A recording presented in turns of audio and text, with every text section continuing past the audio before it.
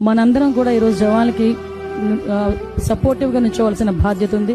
ఆ 26 మంది ఎవరైతే యాత్రికులు చనిపోయారో వాళ్ళకి ఘన నివాళులు అర్పిస్తూ, అదేవిధంగా ఈ రోజు ఎవరైతే మనకు సైనికుడు మురళీ నాయక్ చనిపోయారో ఆ మురళీ నాయక్ నిజంగా ఆ ఒక్క క్షణం చెప్పి ఒక్క విషయం చెప్పి నేను ముగిస్తానండి. నిన్న మా మంత్రి గారికి ఫోన్ చేశాను. ఏంటమ్మా ఎంతమంది పిల్లలంట కుటుంబానికి అంటే, ఒకే ఒక్కడు 23 సంవత్సరాలు, ఇంకా ఆడపిల్లలు కూడా లేరు. ఒకే ఒక్కడిని తీసుకెళ్లి సైన్యంలో చేర్చిందా ఆవిడ అని అడిగాను. వాడు నేను చేరిస్తే సైన్యంలోనే చేరతాను, నేను సైన్యంలోనే చనిపోతాను ఫస్ట్ నుంచి మాట్లాడేవాడటమ్మా అని ఆ మంత్రి కూడా, నాకు సవితమ్మ మంత్రి కూడా చెప్పడం జరిగింది. అంటే ఎంతమంది దేశభక్తులు ఉన్నారో ఈ రోజు మనందరం కూడా చూడొచ్చు.